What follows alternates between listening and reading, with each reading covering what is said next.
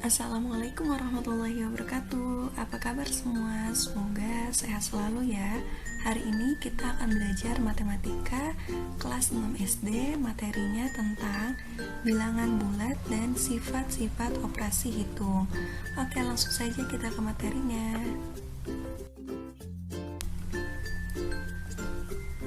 Ada yang tahu nggak apa sih bilangan bulat itu? Bilangan bulat adalah bilangan yang terdiri dari 0, bilangan positif, dan bilangan negatif. Contohnya, negatif 5, negatif 4, negatif 3, negatif 2, negatif 1 merupakan bilangan negatif. 0 adalah bilangan yang netral. Apa sih bilangan netral itu? Bilangan netral adalah bilangan yang tidak positif dan juga bilangan yang tidak negatif. Selanjutnya 1, 2, 3, 4, 5 dan lain sebagainya itu merupakan bilangan positif. Nah, untuk lebih jelasnya kalian simak ya penjelasan berikut ini. Bilangan positif adalah bilangan yang apabila semakin besar angkanya, maka nilainya juga semakin besar. Pada garis bilangan letaknya ada di sebelah kanan titik 0. Contohnya 1, 2, 3, 4, 5, dan lain sebagainya. Sedangkan bilangan negatif adalah bilangan yang apabila semakin besar angkanya, maka nilainya semakin kecil. Pada garis bilangan letaknya ada di sebelah kiri titik 0. Contohnya negatif 1, negatif 2, negatif 3, negatif 4, dan negatif 5, dan lain sebagainya. Sifat-sifat operasi hitung. Ada 3, ada sifat komutatif, sifat asosiatif, dan sifat distributif. Untuk lebih jelasnya, kalian simak video ini sampai akhir ya. Untuk yang pertama adalah sifat komutatif. Ada yang tahu sifat komutatif itu apa? Sifat komutatif adalah sifat pertukaran. Untuk lebih jelasnya, perhatikan contoh berikut ini. Sifat komutatif pada penjumlahan. Contohnya, misalkan 2 ditambah 4 sama dengan 6. Atau kita balik, 4 ditambah 2 sama dengan 6.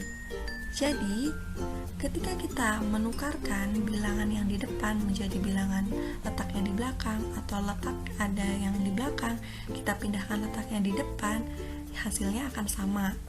Jadi 2 ditambah 4 sama dengan 4 ditambah 2, yang mana hasilnya akan sama-sama menjadi 6, gitu ya.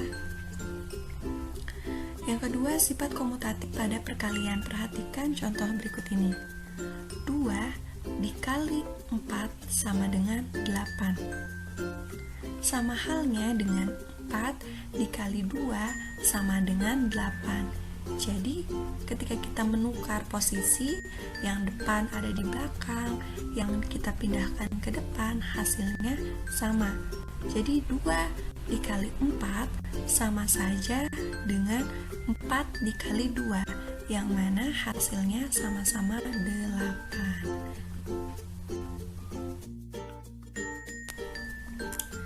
Nah, sampai sini sudah paham belum materinya? Kita lanjut ya.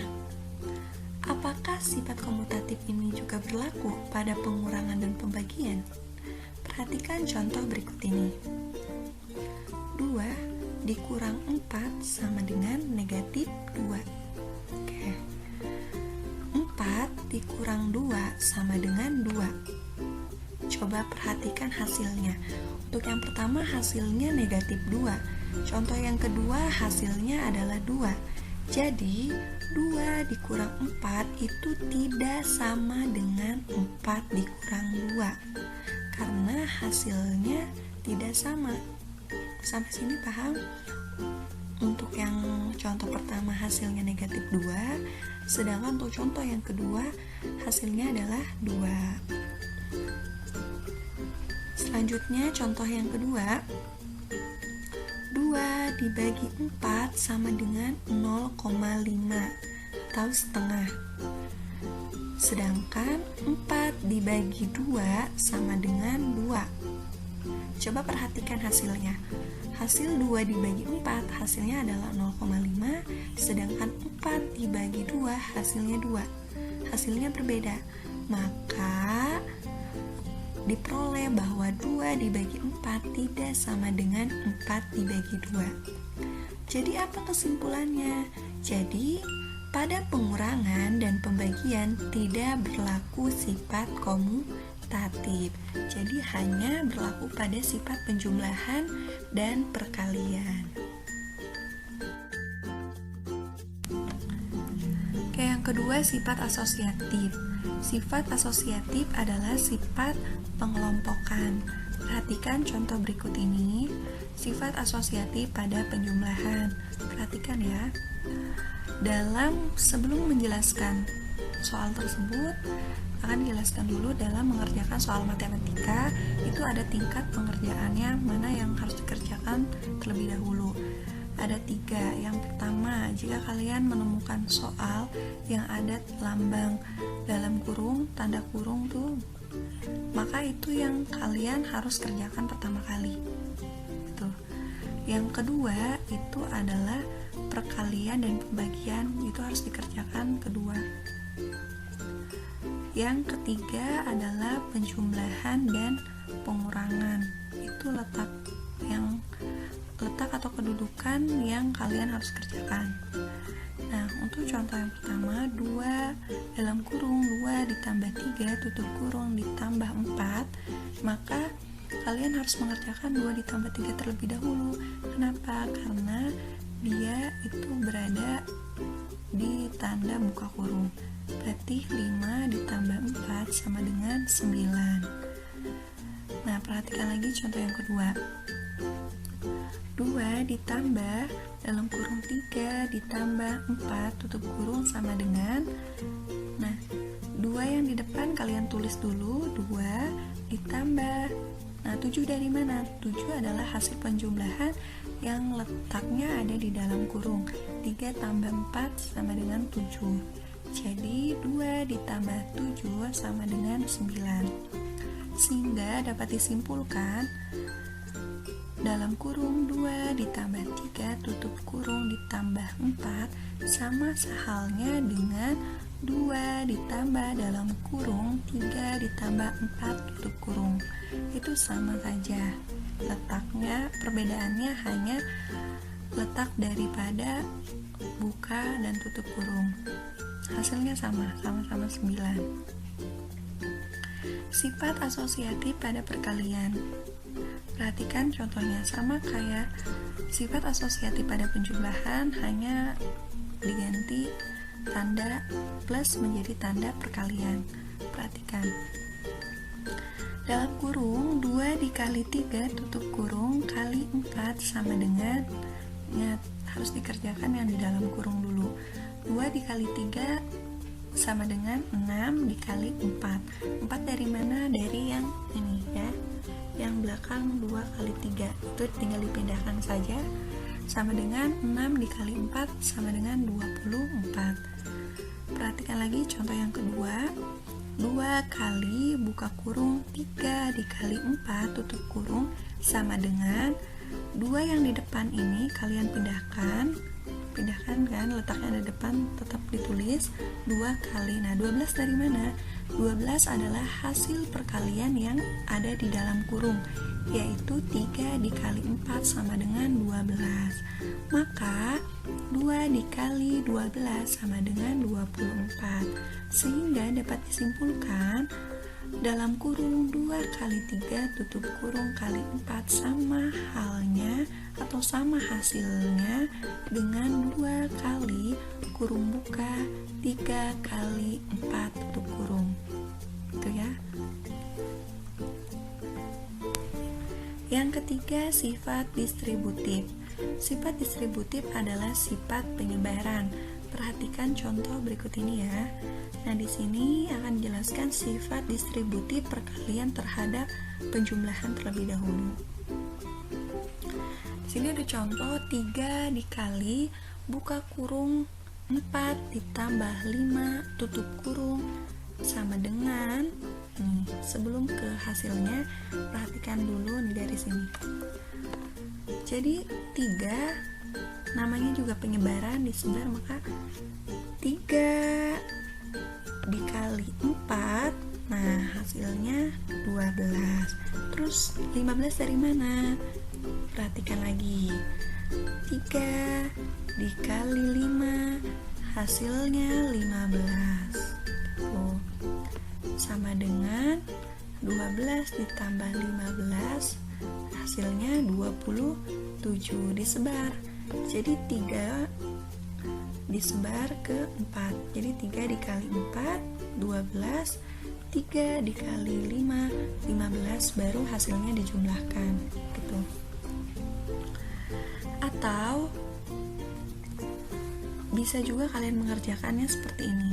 3 dikali dalam kurung 4 ditambah 5 tutup kurung sama dengan kayak sebelumnya, sifat asosiatif yang tadi kita mengerjakan itu loh. 3 dikali yang di dalam kurung ini kalian jumlahkan, 4 ditambah 5 hasilnya adalah 9. Maka 3 dikali 9 hasilnya 27. Artinya apa? Artinya ketika kita mengerjakan soal ini dengan sifat distributif atau penyebaran, tadi yang 3 kali 4, yang ini yang tadi ada garis lengkung, ditambah 3 dikali 5, itu sama halnya dengan contoh yang kedua, 3 kali kurung buka 4 ditambah 5. Tuh. Selanjutnya, sifat distributif atau penyebaran perkalian terhadap pengurangan. Contohnya 3 dikali kurung buka 4 dikurang 5 kurung tutup. Nah, perhatikan garis melengkung ini. 3 dikali 4 hasilnya adalah 12. Simpan angka 12 di sini. Perhatikan ya. Selanjutnya garis lengkung yang kedua, 3 dikali 5 hasilnya adalah 15. Nah, perhatikan tanda yang di dalam kurung itu kan negatif, maka di sini juga negatif. Kalau contoh sebelumnya kan positif, maka yang ditulis adalah lambang positif gitu. Jadi perhatikan lagi lambang atau tanda dari angka tersebut. Nah, berapa hasilnya? 12 dikurang 15, hasilnya adalah negatif 3. Perhatikan lagi contoh yang berikut ini. Sama soalnya, cuma cara pengerjaannya aja yang berbeda. 3 dikali dalam kurung 4 dikurang 5 tutup kurung. Kalau tadi caranya distributif atau penyebaran, ini kita pakai cara yang tadi yang sudah dijelaskan, pakai dalam kurung yang dikerjakan terlebih dahulu. 3 dikali, ditulis dulu. Nah, 4 dikurang 5 hasilnya adalah negatif 1. Negatif 1. Ingat, plus dikali minus hasilnya adalah negatif atau minus. Maka 3 dikali 1 sama dengan negatif 3. Contoh yang pertama dengan contoh yang kedua hasilnya sama, sehingga dapat disimpulkan sifat penyebaran tadi yang pertama, contoh yang pertama 3 dikali 4 dikurang 3 dikali 5 hasilnya sama dengan contoh yang kedua, 3 dikali kurung buka 4 dikurang 5 kurung tutup. Itu ya. Tadi diingatkan lagi, ingat kembali ya yang perkalian ini nih.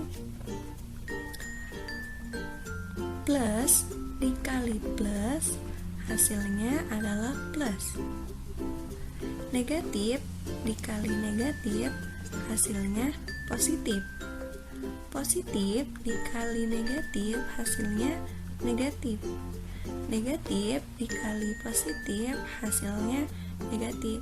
Jadi ketika kita mengalihkan dua tanda ini yang sama, maka hasilnya akan positif. Sedangkan ketika kita mengalihkan suatu tanda operasi hitung yang berbeda, tandanya plus kali negatif atau negatif dikali positif, itu pasti hasilnya akan negatif. Nah, di sini kalian akan mengerjakan soal, namun akan diberi contoh, tapi kalian tulis dulu di buku latihan kalian. Dari 3 sifat tadi, sifat komutatif, kemudian sifat asosiatif, dan juga sifat distributif. Itu ya, contohnya. Untuk nomor 1 yang sifat komutatif akan dikasih contoh ya. Komutatif adalah apa? Sifat pertukaran, letaknya ditukar. Tadi yang depan ada di belakang, yang belakang letaknya di depan. Nah, perhatikan contoh nomor 1. 3 ditambah 5 sama dengan, nah ini kan 5 ini letaknya ada di belakang. Karena ini sifat komutatif, maka berpindah tempat ke depan. Nah, perhatikan ini ya. Maka 3 yang letaknya ada di depan akan pindah ke belakang. Maka 3 akan ada di sini. Maka 3 akan ada di sini. Ya, ini contoh yang pertama. Bagaimana paham? Kalau sudah paham, kalian kerjakan soal nomor 2, soal nomor 3. Tuh. Selanjutnya akan dikasih contoh sifat asosiatif. Nomor 1, 2 ditambah dalam kurung 4 ditambah 7 tutup kurung sama dengan, ingat lagi. Sifat asosiatif adalah sifat pengelompokan. Artinya, ketika kita menaruh, ini kan ada tanda apa? Dalam kurungnya ada di belakang. Berarti kita pindahkan sekarang tanda kurungnya ada di depan, dan letak daripada bilangan atau angkanya itu tetap sama. Kita lihat nih, 2 ditambah dalam kurung 4 ditambah 7 tutup kurung sama dengan, nah tadi kan tanda kurungnya, buka kurungnya ada di belakang, kita pindahkan ke depan. 2 ditambah 4 tutup kurung. Nah, di sini bilangan berapa nih yang hilang? Tadi ada 2, ada 4, ada 7. Nah, ini apa angka yang enggak ada? Adalah angka 7. Nah, sekarang kalian jumlahkan. Kalian isi dulu yang ada di dalam kurung. 2 ditambah 4 berapa? 6. Nah, jangan lupa tanda plusnya ditaruh lagi. 6 ditambah 7 sama dengan berapa? 6 ditambah 7 13.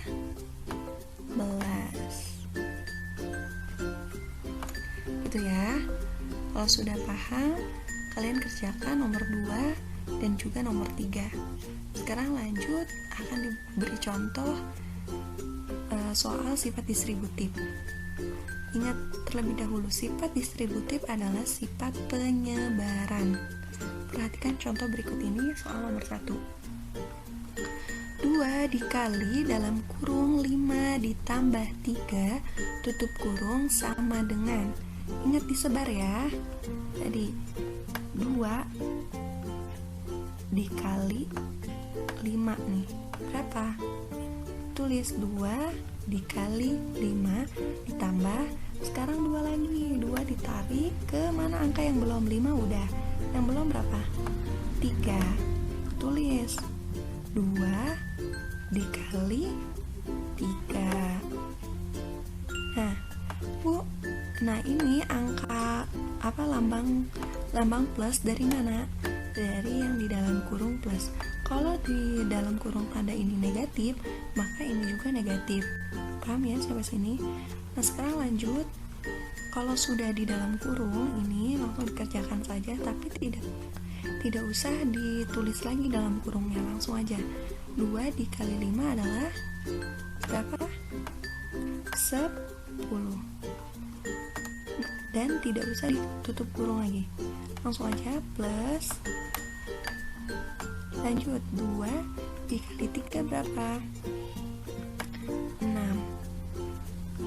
Aduh.